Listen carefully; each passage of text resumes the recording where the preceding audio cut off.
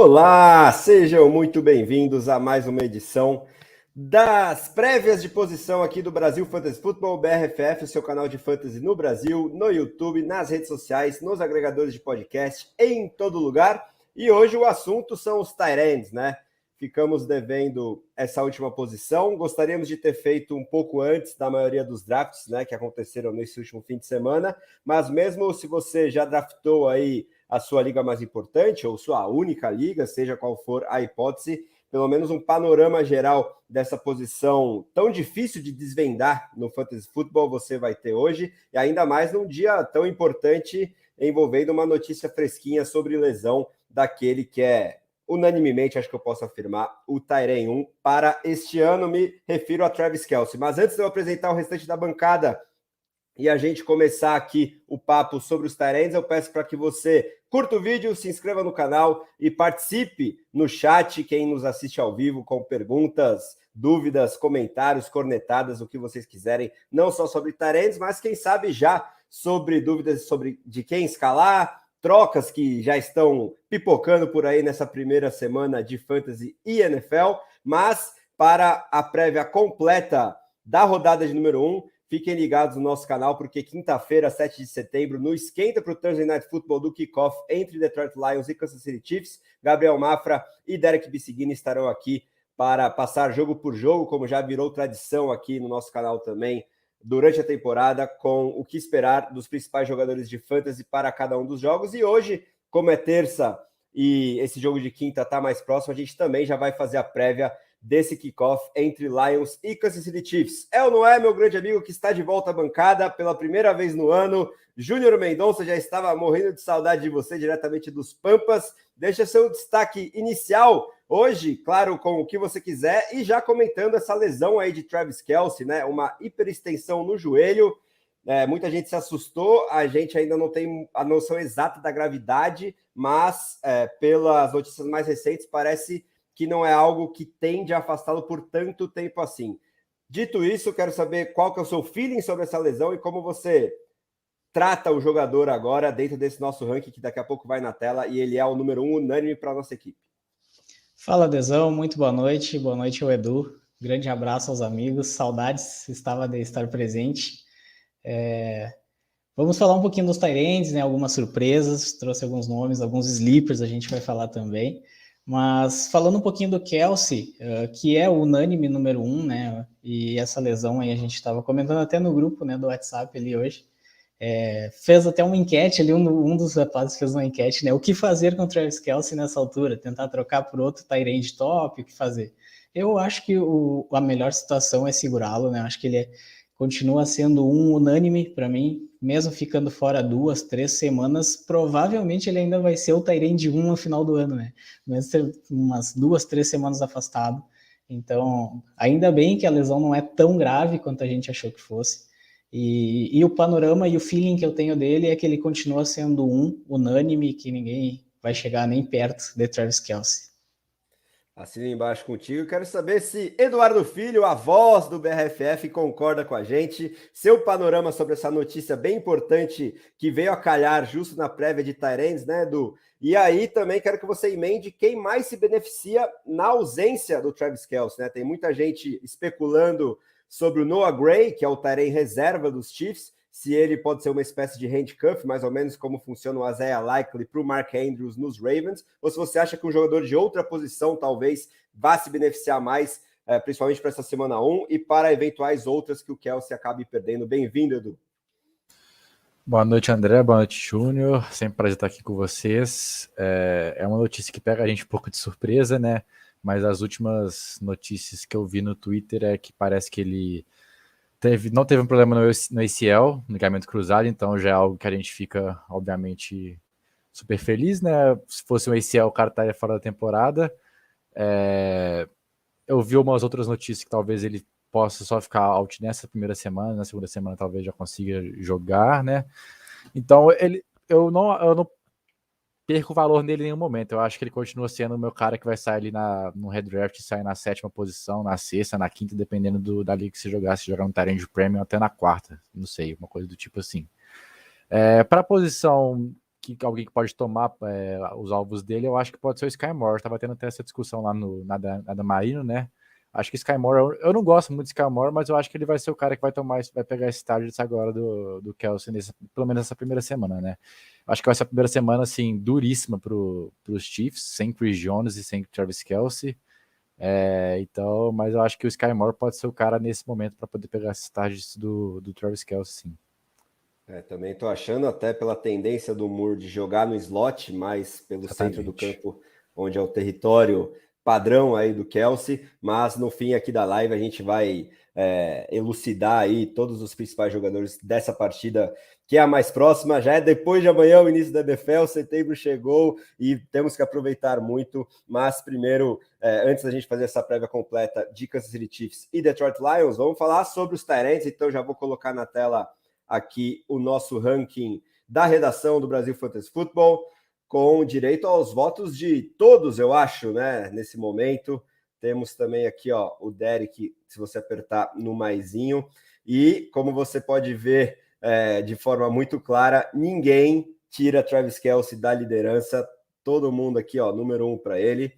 E na número 2 também é unânime para o Mark Andrews, né? Então, dito isso, além dos dois, né? Eu vou também citar quem é o nosso top 5 e o top 10 para principalmente quem nos ouve na versão podcast. Depois eu vou pedir um panorama geral dos meus amigos sobre essas primeiras colocações e o top 10 como um todo, mas focando no topo dessa tabela que tem Travis Kelce número 1, Mark Andrews número 2, TJ Hockenson do Detroit Lions, do Minnesota Vikings agora, né? Ex-Detroit Lions. Número 3. Número 4 é o Darren Waller, agora no New York Giants.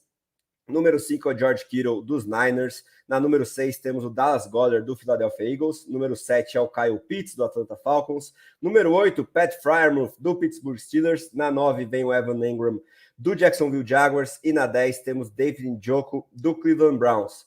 Dito isso, Júnior, você acha que o Mark Andrews é realmente esse número 2 unânime? A gente viu ele sendo a exceção à regra dos últimos anos em 2021, destronando o Kelce depois de 5 anos na liderança do ranking de tight ends, para em 2022, ano passado, o Kelce contra-atacar com tudo e ser claramente o tight end 1 com muita distância para o restante da posição.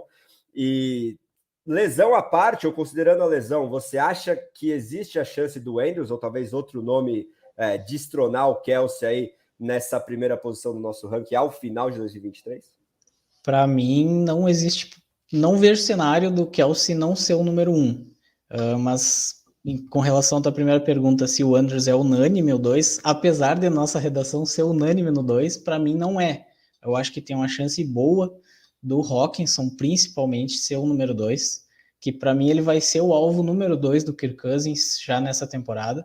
Então, para mim, eu acho que o Hockenson tem a chance, talvez, ali de ser o segundo. Mas o primeiro, eu não vejo cenário, mesmo o Kelce perdendo jogos, dele perder esse trono de número 1, pelo menos nessa temporada, né? Eu acho que na próxima a gente já pode, talvez, ver um certo declínio, mas nessa temporada, para mim, ele é o cara ainda, dos tight ends. Pois é, né? Eu acho que um fator importante para isso é que a gente não projeta nenhuma certeza em outro pass catcher dos Chiefs, além do Kelce.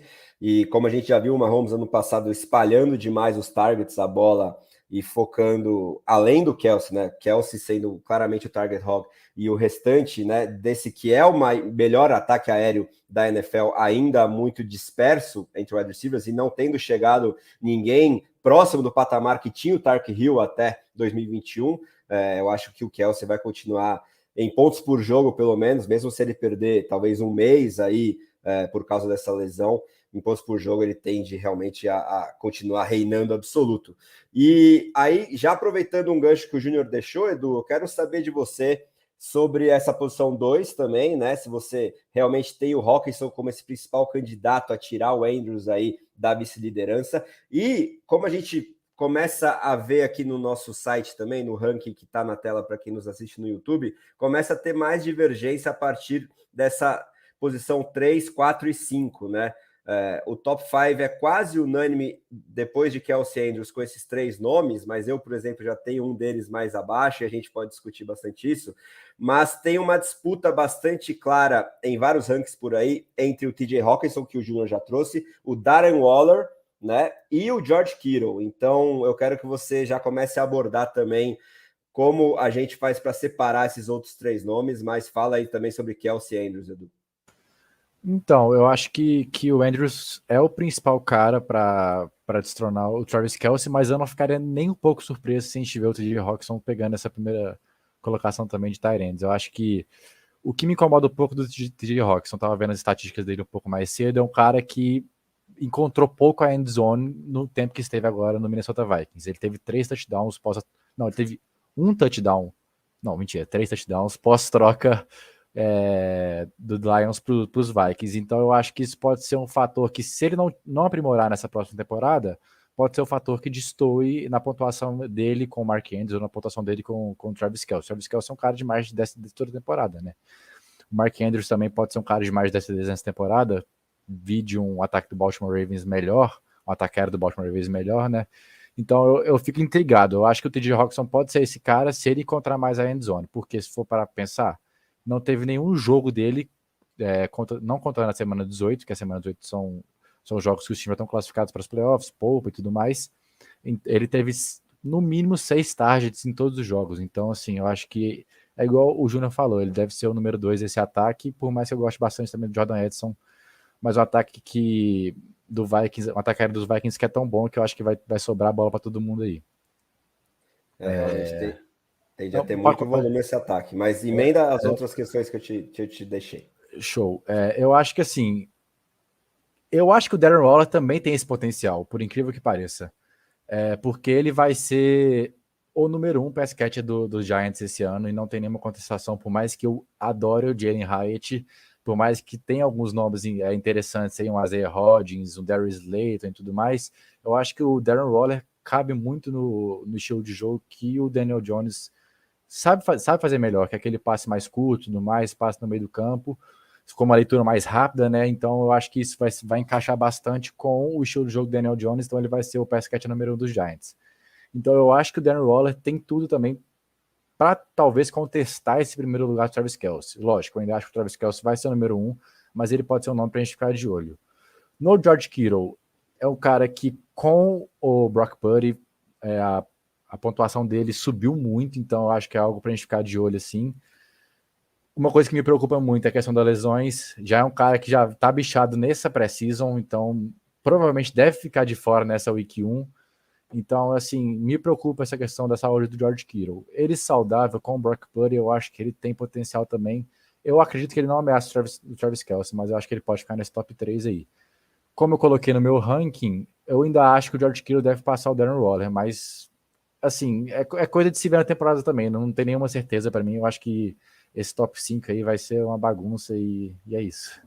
Boa, Edu. E aí também quero muito saber a opinião do Júnior, porque a gente consegue ver aqui nos rankings individuais, e já entrando no nosso próximo tema, que é que a gente tem abaixo ou acima do consenso, o Júnior vai contigo no otimismo com o Kittle, ranqueando ele como número 4, e talvez ainda mais pessimista sobre o Waller, ranqueando ele o mais abaixo dentre toda a equipe, né? Como 7º tight end. E aí também, para aproveitar essa pergunta que chega do João Carlos, eu também mando um abraço para o Sérgio Loss, patriarca do nosso Serjão aí, prestigiando a live. Ele está perguntando, João, sobre o Kyle Pitts, né? E eu vejo, Júnior, que você tem ele como tight end 5, então também está esperançoso e acima do próprio Waller. Então, se você já quiser abordar essa disputa Hockenson, Waller e Kittle e já incluir o Pitts nela, fica à vontade, Júnior. Vamos nessa então. O Waller, eu tenho um pezinho atrás nele. Minha principal preocupação é as lesões, realmente, que ele é um cara que preocupa, já não vem ficando saudável nos últimos anos. E em Las Vegas, ele era talvez o principal alvo junto com o Davante Adams, e mesmo assim ele não produziu tão bem na temporada passada devido a lesões, é verdade. E agora ele vai ter o Daniel Jones, né? Eu sei que o Daniel Jones virou um franchise QB, porque ele ganhou um contrato bom, mas eu ainda tenho um pé atrás com ele nesse ataque aéreo. O Darren Waller, o talento dele é indiscutível. Para mim, a questão é as lesões. Eu fico muito preocupado com as lesões e por isso eu coloco ele um pouquinho abaixo, porque eu vejo esses outros jogadores talvez com um potencial um pouquinho melhor. O Kittle é meu jogador preferido dos 49ers, eu como um bom 49er. mas eu sei que esse ataque também tem muitas bocas para alimentar, né? Com o McCaffrey, com o Debo, com o Ayuk. Então, talvez ele seja o alvo 4 até do time hoje, atrás do McCaffrey, que com certeza o Purdy vai ter muitas jogadas de passe curto para o McCaffrey. Por isso, o Kittle, para mim, não tá lá no 2, porque senão ele seria o 2 para mim hoje. Mas é por isso que eu coloco um pouquinho abaixo. E trazendo um pouquinho o Pitts para a discussão, conforme o João perguntou aí, se pode surpreender, para mim ele pode terminar no top 3. Eu acho que o 1 ele não ameaça, mas um top 3 eu acho que sim. Conforme eu vi muita gente dizer o que eu vejo, que basicamente ele e o London para receber a bola nesse ataque.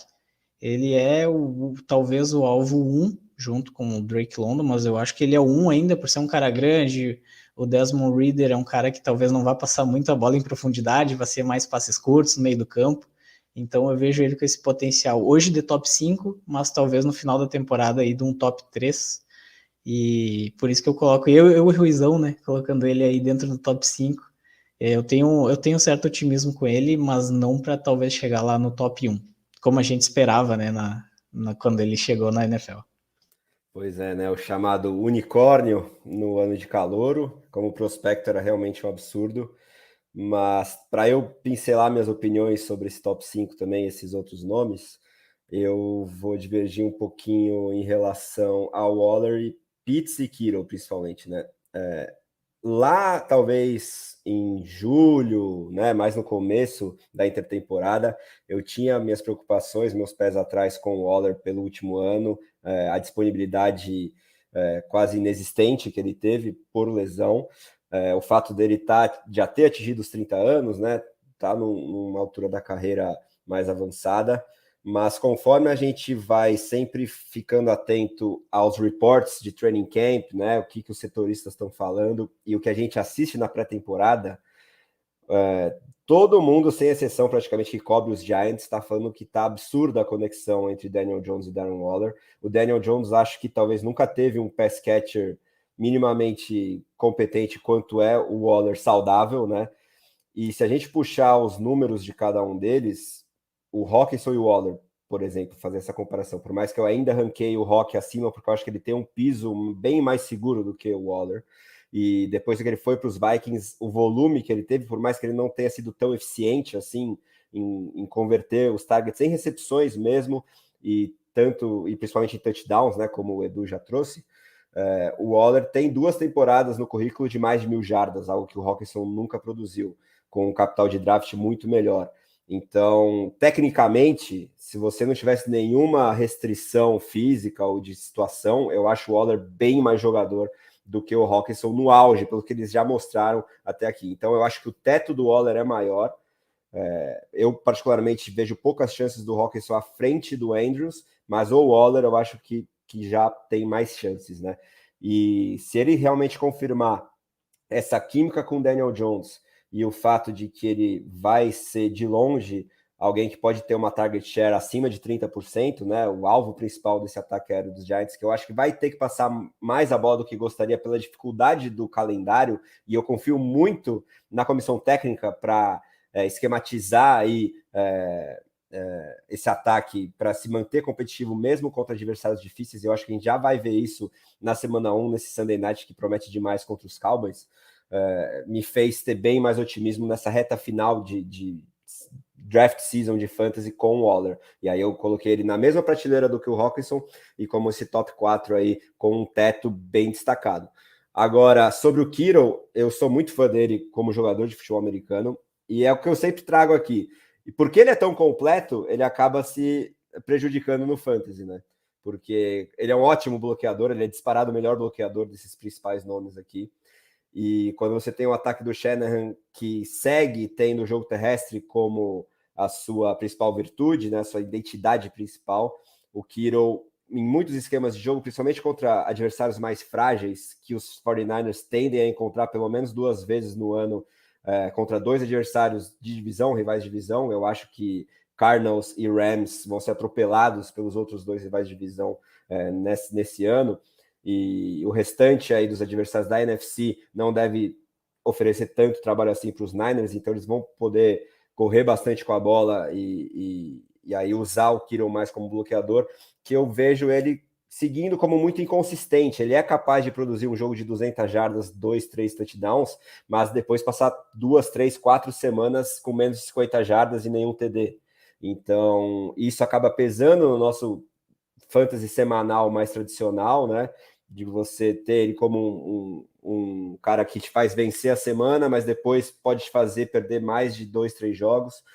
E se a pontuação total dele ao final das temporadas acaba sendo top 5 bem consistente, a gente tem que lembrar como que ele acaba chegando nesse total, que é bem inconsistente. E como eu estou apostando muito no Ayuk para esse ano, e o Deebo Samuel parece estar bem mais focado, e esse McCaffrey, desde o início da temporada, ainda não mostrou o tanto quanto ele pode ser envolvido nesse jogo aéreo do time, que eu concordo com essa preocupação que o Júnior trouxe dele poder ser a quarta opção, até mesmo, né? Muitas vezes nesse jogo aéreo. Então, por isso que eu jogo o Kittle mais para baixo como meu tight end 6, né?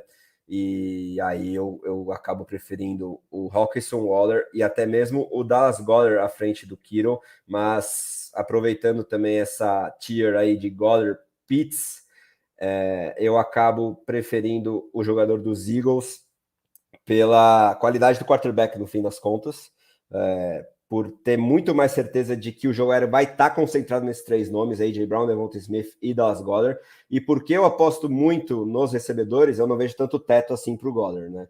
Mas eu acho que ele vai ter um piso bem estável, por volta ali de 700, quase 800 jardas, na mais otimista das previsões, mas um cara que vai te entregar semanalmente algo acima de 5 pontos quase garantidos em PPR. Então, isso me faz valorizar ele.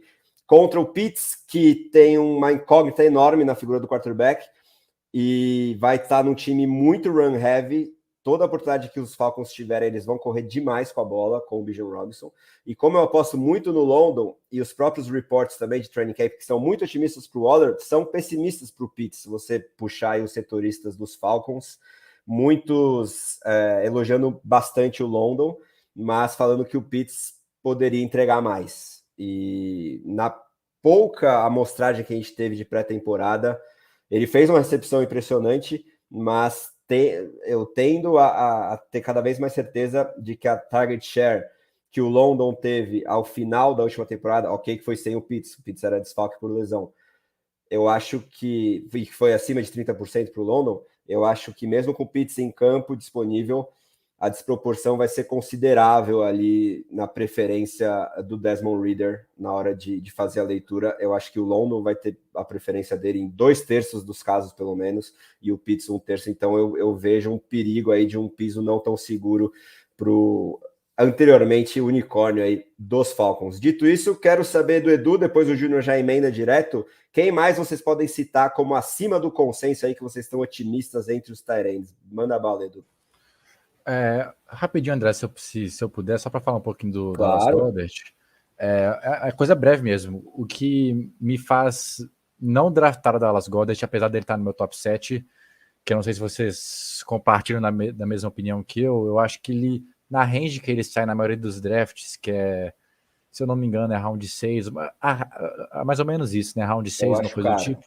Eu acho muito caro e eu acho que tem jogadores muito melhores para se draftar na posição. Então eu prefiro ou eu começo um draft até o 4º round pegando entre Hawkinson, Andrews, Kelce, Waller ou Kittle, ou eu prefiro pegar um cara, por exemplo, mais atrás, um Dalton Schultz, que eu tô bem mais alto nele do que a maioria das pessoas, enfim, o Njoku um pouco mais para frente. Então eu acho que o que me faz não draftar quase nunca o Dallas Goedert é essa questão do range dele que está sendo pago, né, o ADP. Para falar de outro nome que eu estou acima do consenso, eu já falei até aqui agora, foi o Dalton Schultz. Eu acho que ele é um nome super interessante. Nos Cowboys ele foi um grande alvo para o Dak Prescott, né? Eu acho que pelo menos para esta primeira temporada do CJ Stroud ele pode ser o alvo mais confiável para os Texans, né? Se for para pensar, os Texans têm no corpo de recebedores um Robert Woods muito envelhecido, um Tank Dell novato, um John Match voltando de um câncer, né? Então a gente não sabe como é que vai ser a temporada dele. Então eu acho que o Dalton Schultz vai ser o cara confiável para o CJ Stroud, pelo menos nas primeiras semanas de temporada, ou até mesmo nessa primeira temporada. Então eu acho que ele é um nome interessante e que figura para mim no meu top 10. Outro nome que eu acho legal de trazer aqui é o Dalton Kincaid, que eu era extremamente apaixonado no pré-draft, e eu queria muito que o Bengals draftasse ele, só que o Bills pegou ele um pouquinho antes, e acho que o Bengals nem ia pegar ele. O Bengals estava bem focado no Myles Murphy. Mas eu acho que o Kincaid vai ser bem legal nesse ataque dos Bills, e eu acho que ele vai ser o recebedor número 2, o pass catch 2 dos Bills, com o Gabe Davis, que é bem fraquinho, bem abaixo do consenso para mim, e vai ter o Stephon Diggs e o Kincaid num ataque que passa a bola pra caramba. Então eu acho que o Kincaid pode ser um nome super interessante. Já emenda o seu, Júnior. Bom, os que eu tô um pouquinho acima do consenso aqui. Para começar, não muito acima, o Dutich é um cara que eu gosto bastante. Ele é o 15 hoje, né, do nosso ranking, e eu tenho ele como meu tight end 12. Fechou ali o top, né, o tight end 1. Eu gosto bastante dele, ainda mais com essa ausência agora do Jerry Jeudy machucado. A não confiança no Sutton de ser um recebedor 1, né? Então, eu acho que o Dutch pode ser um alvo muito, muito interessante. E no range, como o Edu falou, de repente pegar um Goddard lá em cima ou pegar um Dutch mais abaixo. Então, eu prefiro muito mais pegar um Dutch, um Njoku, algo nesse sentido, do que pegar um Goddard, um próprio Pitts, que eu gosto, mas eu não pagaria hoje. Então, eu não vejo tanta absurda diferença desses tight ends meio abaixo ali do top 5 para até o tight end 10 ali, então eu estaria tranquilamente de pegar um Dutch, e é um cara que eu gosto bastante. Um outro que eu tô um pouquinho acima e que tá mais abaixo, até tá muito barato para mim, na minha opinião, é o Jake Ferguson. O Jake Ferguson, hoje ele é o tight end 23 do ranking, eu tenho ele como meu tight end 17, e que tem um potencial gigante, né? A gente viu, como o próprio Edu falou, o Dalton Schultz, há 2 temporadas atrás, né? Foi um alvo muito interessante pro deck. Claro que o Dalton Schultz tá falando em talento, eu acho que ele tem mais talento que o Jake Ferguson, mas falando em alvo, eu acho que ele pode ser o alvo número 3, talvez, hoje desse ataque, que é com a chegada do Brandon Cooks, eu acho que ele pode ser o 3, e no meio do campo, fazendo rotas curtas, eu acho que pode ser bem interessante, e com o preço que ele está hoje nos drafts, eu pegaria tranquilamente ele lá embaixo, para ser meu tight end 2, seu reserva, e conforme ele for melhorando, pegaria ele, talvez virasse titular, de repente pegar um Njoku, um Dutch e o Jack Ferguson, acho que é uma dupla bacana para se trabalhar tranquilamente durante o ano aí em Legacy Draft. Boa, amigos. E para tecer alguns comentários sobre o que vocês trouxeram e depois emendar um ou dois nomes da minha parte aí acima do consenso, sobre esse Dalton Schultz e Jake Ferguson, né?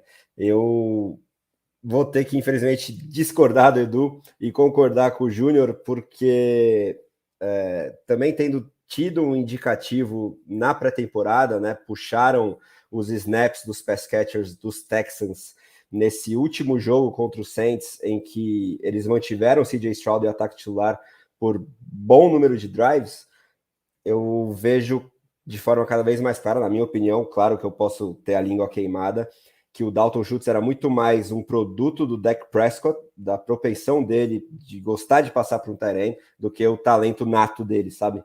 E isso também se refletiu no contrato que ele ganhou lá em Houston, que foi abaixo da tag, salvo engano, sendo que ele já tinha recusado uma renovação com os Cowboys, na qual ele ganharia quase 5 milhões a mais se ele tivesse assinado no final da temporada de 2021, salvo engano.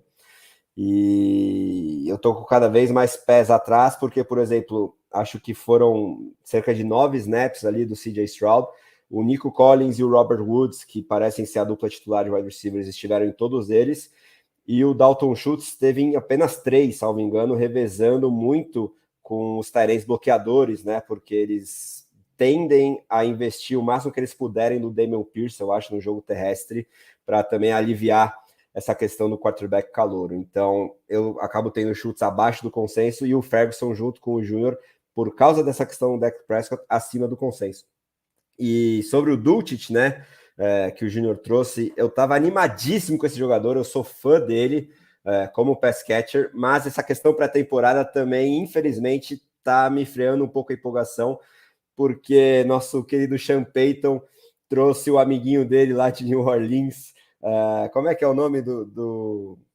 Adam Trautman.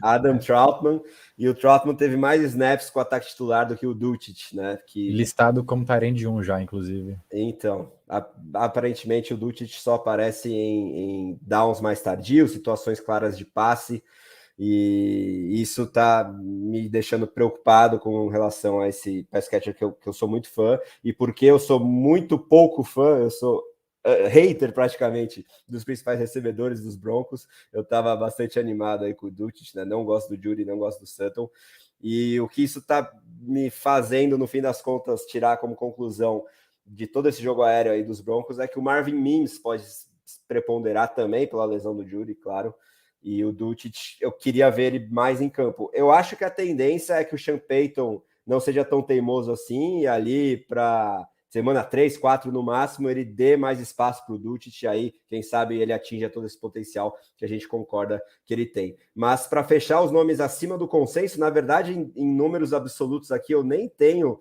ele acima do consenso, até acho que gostaria de ter acima, mas diferentemente de muitos rankings, eu coloco ele na mesma prateleira desses outros nomes aqui de final de top 10 que a gente tanto discutiu, né, como Kittle, Goller, Pitts, que é o Pat Freiermuth dos Steelers. Eu sou fãzaço desse jogador. Tecnicamente, eu acho que ele pode alcançar o mesmo patamar dos principais. Por exemplo, como jogador de futebol americano, eu já acho ele bem melhor do que TJ Hawkinson, por exemplo. Mas fantasy é outra coisa, a gente tem que dar uma separada nas coisas. Mas, dito isso, eu não me surpreenderia em ver o Freiermuth terminando o ano no top 5 da posição, e até mesmo sendo um segundo pass catcher dos Steelers, né, que a gente tanto discute se vai ser o Deontay Johnson ou o George Pickens número 1, eu acho que o Freiermuth pode surpreender e entrar aí nesse bolo, e até mesmo conseguir um número maior de recepções, jardas e touchdowns do que um desses dois recebedores aí lá de Pittsburgh. E esse ataque que, né, entregou bastante, deixou a torcida principalmente muito esperançosa na pré-temporada, com o Kenny Pickett parecendo mostrar uma evolução bem interessante, até porque a comissão técnica a gente não tem o que falar. Mike Tomlin é um gênio da NFL, então eu nunca duvidaria dele, e isso pode se refletir aí nesse jogador que eu sou muito fã. Então eu quero destacar o Freiermuth aí como alguém que tem um teto maior do que muita gente pode imaginar. Fora isso, vamos partir para esses jogadores que a gente tem abaixo do consenso, né? Eu já citei o Schultz, mas agora eu quero saber do Júnior, depois o Edu já emenda quem que ele tem abaixo aí do nosso consenso na redação. Um dos principais que eu tenho abaixo aqui, até tive uma certa dificuldade de ranqueá-lo, é o Trey McBride, tight end do Arizona Cardinals. Hoje ele é o 20 da redação e é o meu 32. Eu nem queria colocá-lo na lista, mas enfim, tive que colocá-lo. Em primeiro lugar, o ataque do Arizona Cardinals é o maior problema. O maior dos problemas é o Arizona. O ataque, o quarterback, em vários deep charts, em listas, ele é o tight end 2, né? Com o Zach Ertz saudável, talvez seja o Zach Ertz mesmo, ser um tight end mais experiente, um alvo mais seguro, seja quem for o quarterback. Eu acho que o Zach Ertz vai ser um pouquinho mais acima. Então eu tive uma certa dificuldade no McBride, que chegou, né, como talvez o melhor tight end daquela classe, e para mim não mostrou muita coisa desde que chegou na NFL. Sempre teve a sombra de algum tight end, do Zach Ertz. O Zach Ertz machucou, ele não vingou, então para mim eu tenho ele bem abaixo e não pegaria ele nem em rounds mais abaixo. Eu tenho uma certa dificuldade já em jogadores do Arizona Cardinals, e ainda mais do McBride, que para mim não se provou até hoje. E para mim vai ser o tight end 2 atrás do Zach Ertz, a depender da sua saúde. O cara que eu tenho abaixo, na verdade, assim, não é tão abaixo, se for parar para pensar, é uma diferença bem curta, mas é um cara que eu não quero draftar e não drafto, é o Evan Ingram. Eu acho que não vai sobrar target para ele. Foi uma discussão que a gente teve na live de wide receivers. Eu acho que não vai sobrar target para ele nesse ataque dos Jaguars. Eu acho que Calvin Ridley, Christian Kirk e Zay Jones devem estar à frente dele nesse ataque dos Jaguars. Então o Evan Ingram é um cara que, se eu pudesse, até colocaria um pouco mais abaixo, né, nesse ranking aí. Outro nome que eu coloco que parece tá destoando bastante é o Luke Musgrave, que por mais que eu goste do talento, eu acho que vai ser um pouco difícil para ele para ele se adaptar nesse começo de NFL, é um rookie, então eu acho que, ainda mais no ataque com Jordan Love, que por mais que tenha mostrado um bom futebol americano nessa pré-temporada, eu acho que o Luke Musgrave ainda vai demorar um pouco para poder engrenar. Eu ainda gosto dele, eu draftei ele alguns rookies draft, mas eu acho que nesse começo de temporada, pelo menos, eu não gosto muito do nome dele. Boa, Edu. Daqui a pouquinho eu vou dar meus pitacos aí sobre o Musgrave quando chegar nos sleepers, mas para eu citar um último nome aí abaixo do consenso, que para mim eu não consigo entender o hype em cima do Juwan Johnson do Saints.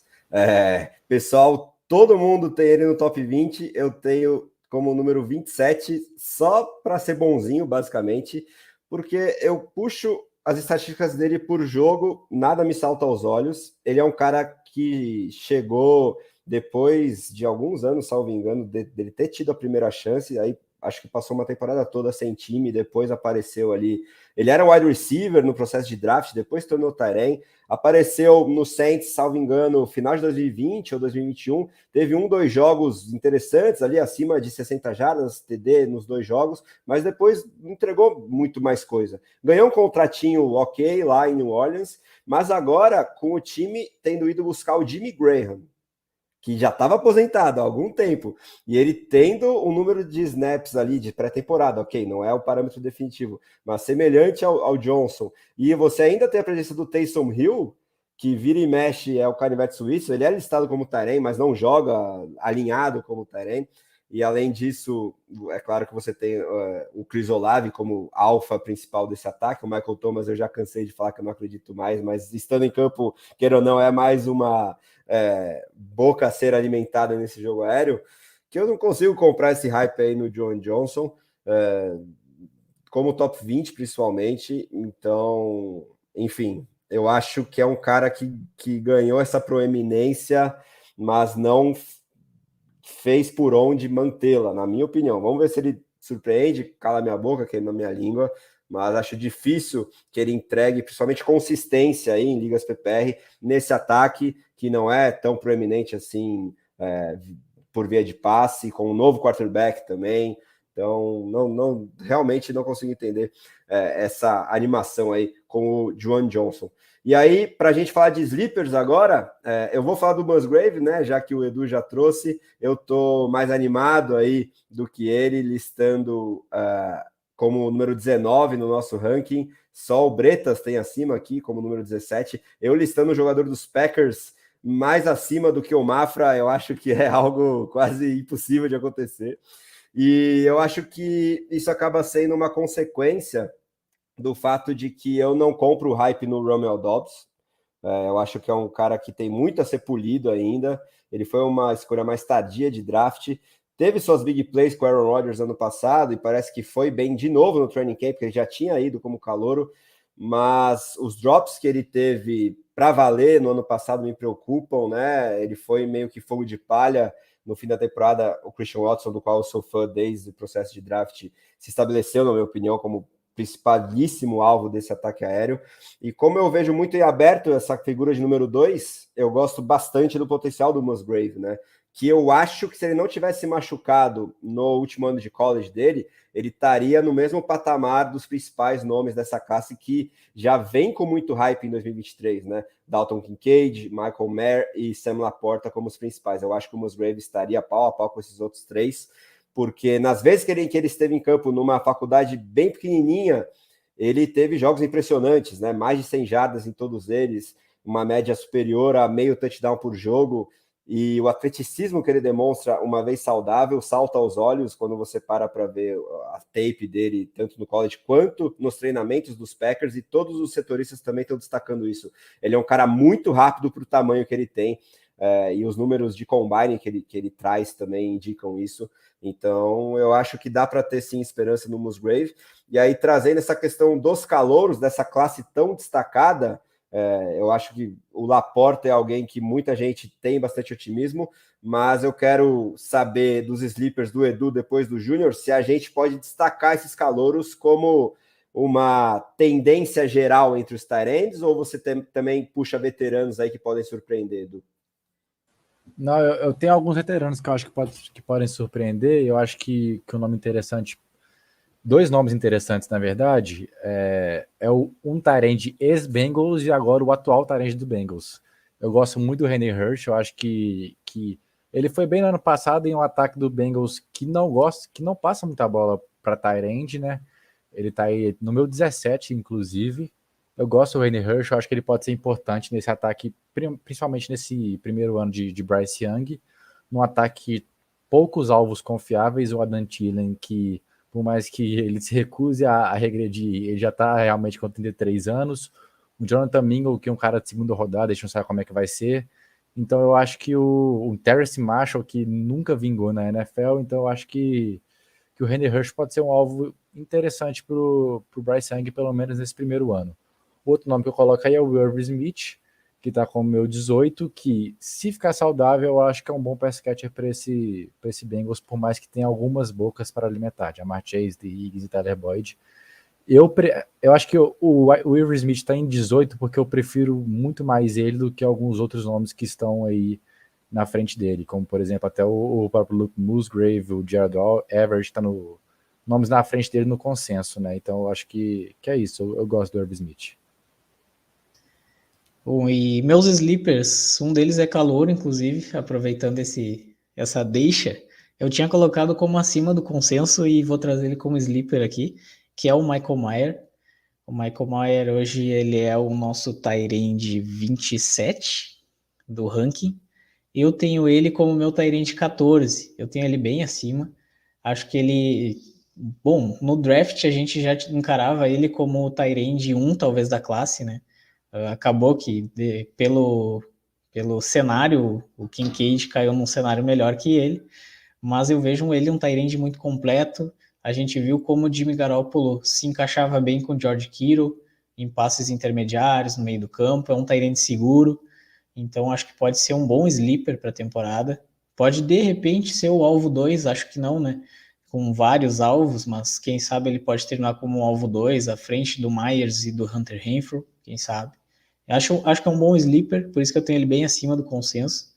E o outro nome que eu queria trazer, o Zach Ertz eu falei rapidamente, acho que pode ser um valor interessante, mas o outro que eu acho que está passando despercebido pela galera é o Hunter Henry.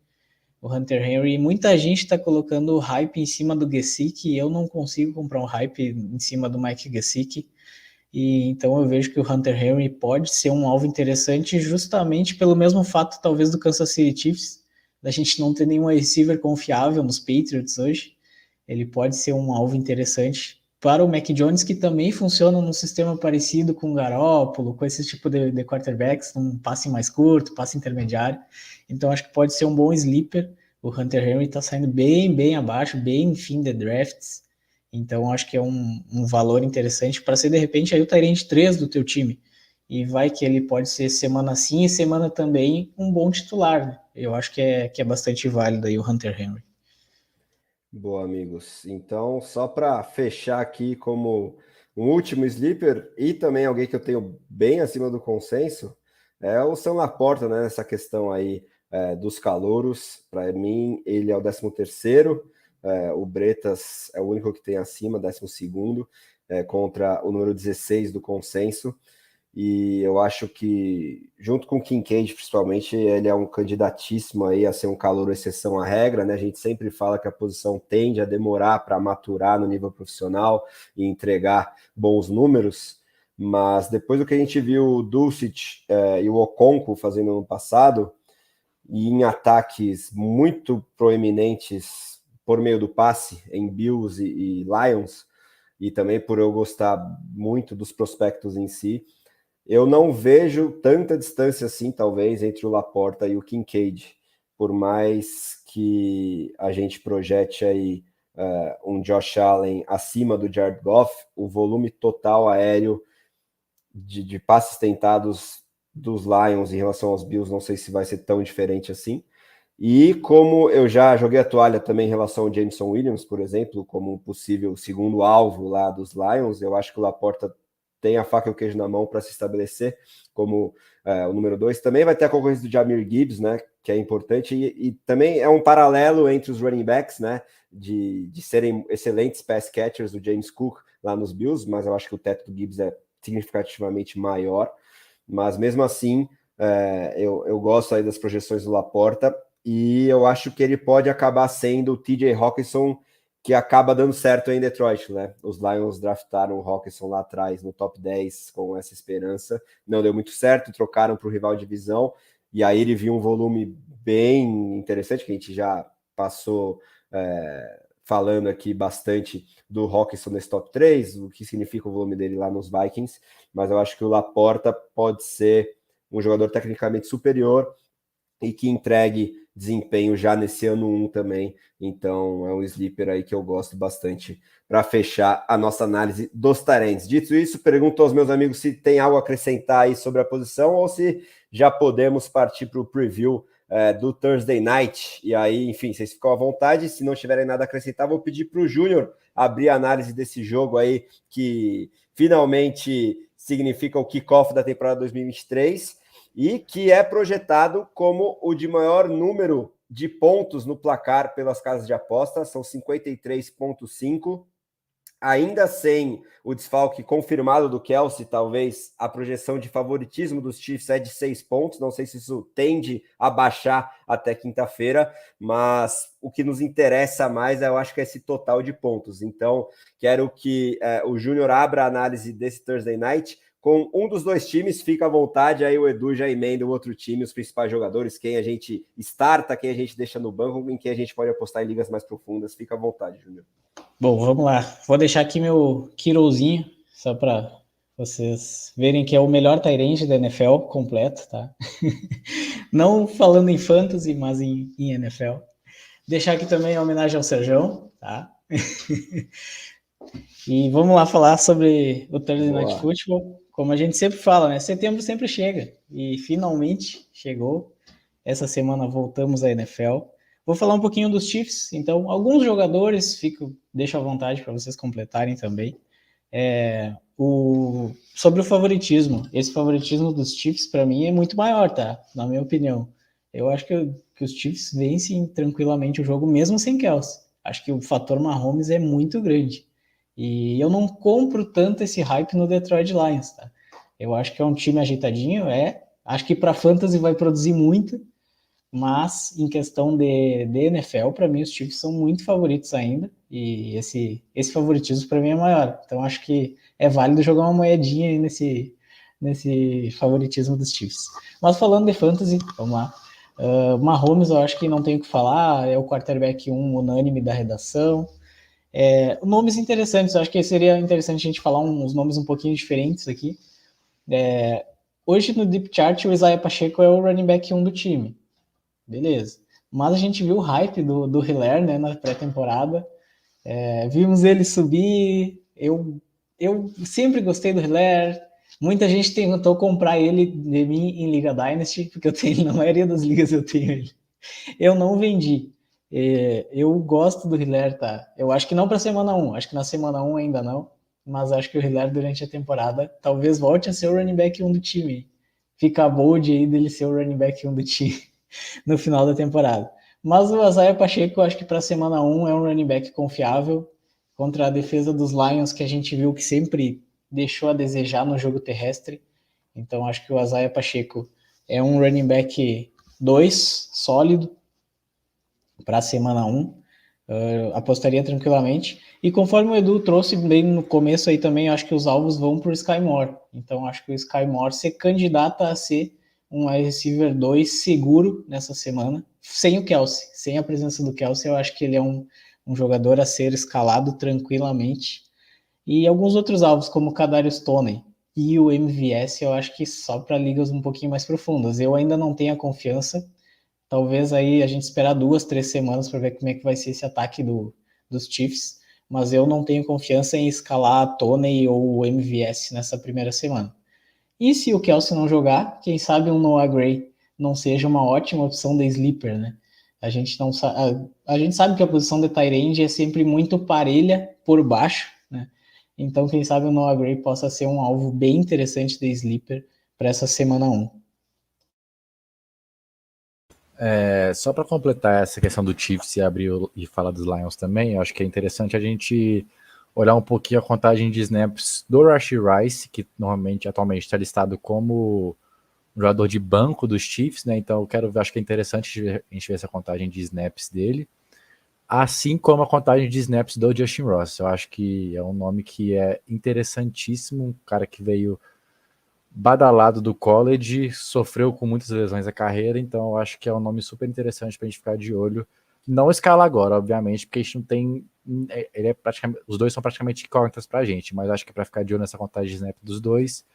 E ao longo das próximas semanas também, né? Semana 2, semana 3, para ver o quão importantes eles vão ser nesse ataque dos Chiefs, principalmente sem o Travis Kelce, possivelmente nessas primeiras semanas, né?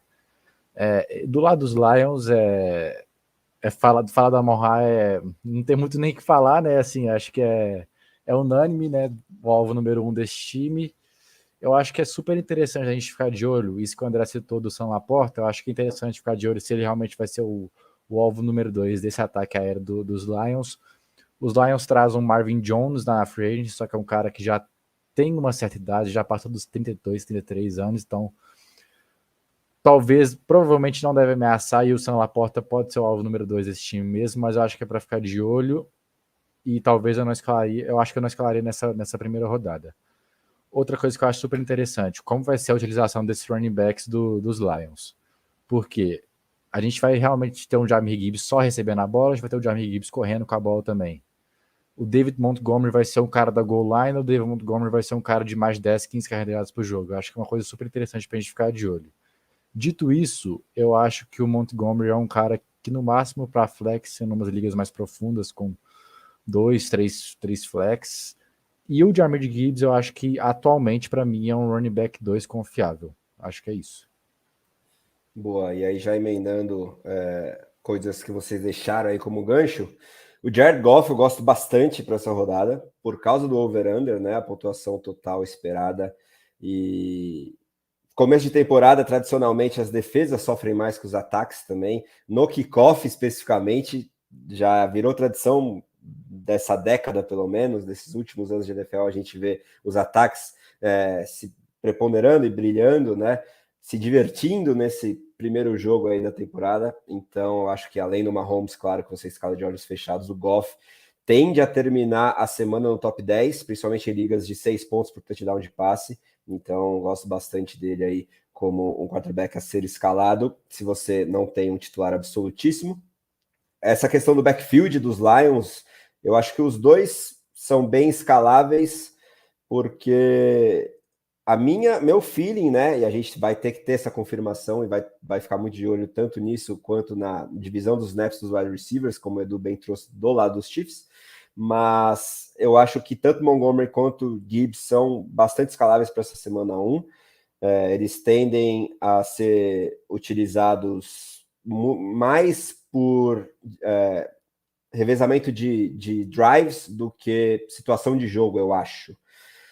E o Gibbs também, por essa tendência dos Lions terem que correr atrás do placar, tende a receber um bom número de alvos. Eu acho que over-under 4 recepções aí é um bom número para o Gibbs, e eu acho que o Montgomery pode somar pelo menos 2 também dentro dessa lógica, e a tendência de touchdown nesse primeiro momento eu acho que é maior para o Montgomery, então por isso que eu gosto talvez do Ace-Bear como um flex confiável, um running back 3 alto, e o Gibbs como um running back 2 bem confiável para PPR, para half PPR e standard já um pouquinho mais volátil, principalmente em standard, mas também com boas chances de achar um TDzinho aí. E o Amon-Ra St. Brown, né, escala de olhos fechados, e ficar de olho no Laporta. Acho que em ligas Tyrant Premium você já pode escalar, se você tiver uma liga com 2, 3 flex, ou ter panteado a posição de Tyrant, né? Eu mesmo tenho ele como meu principal Tyrant na nossa Dynasty interna da redação, que escala 2 Tyrants, são 10 times, né?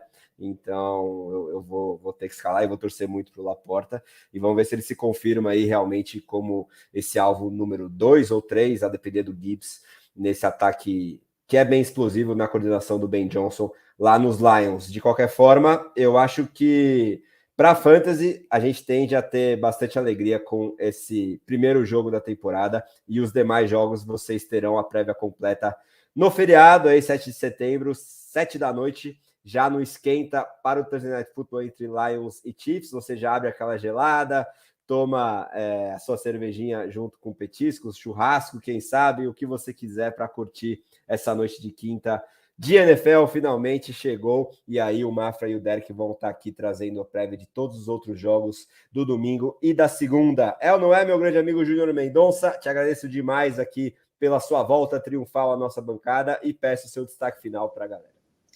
Valeu, Dezão, valeu, Edu, pela live. Saudades que eu tava de estar aqui com você, sempre um prazer. Foi muito bom falar do Tyrants, é uma posição que eu gosto demais. Estarei acompanhando a live de quinta-feira até para tirar as minhas dúvidas de quem escalar, porque não, né? O Mafra e Derek vão tirar minhas dúvidas. Você está convidado para participar se quiser. Não, eu não sabia da sua disponibilidade. Quinta-feira tem um churrasco durante todo o dia, então vou chegar à noite já meio alterado, então eu não vou participar da live. Mas estarei acompanhando, tirando as dúvidas aí. E espero que o pessoal também esteja presente, tirando as dúvidas. A gente também está sempre disponível aí no Instagram, no grupão, no WhatsApp, né? Para tirar as dúvidas do pessoal de escalação semanal. E sempre um prazer, estarei aqui semanalmente, se Deus quiser, junto com os companheiros. Grande abraço, deixar aqui um abraço para o Sérgio, né? Como eu já mostrei aqui, em homenagem a ele, vim de Flu hoje. Deixar aqui meu marrominho, time marrominho. E é isso aí, valeu pessoal, boa noite.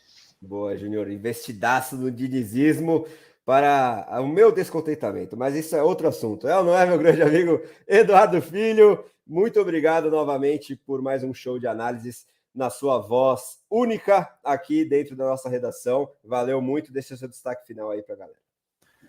Valeu, Dezão, valeu, Júnior. Como eu sempre digo, é sempre um prazer estar aqui com vocês para falar de NFL. Estou muito animado para essa nova temporada, estou muito hypado. E é isso. Pedir para a galera comparecer na live de quinta-feira, que vai ser uma live da hora demais, com as opiniões do Derek e do Gabriel e do Mafra, né? Então é isso. Agradecer a todo mundo que veio, que participou, e todo mundo que está ouvindo no podcast depois. E é isso. Uma boa noite. Obrigado. Boa, senhores. Tamo junto. Quinta-feira tem mais. Semana que vem já entraremos na nossa rotina de terça e quinta, né? Com a live de terça trazendo waivers e trocas e a prévia do Thursday Night, com quinta-feira sendo a prévia do restante da rodada. Então já se inscreve no canal se você não fez para não perder nenhuma dessas lives, nenhum dos nossos conteúdos e também no seu agregador de podcast, porque a live se transforma em podcast na manhã seguinte automaticamente. Valeu, gente. Um grande abraço e até a próxima.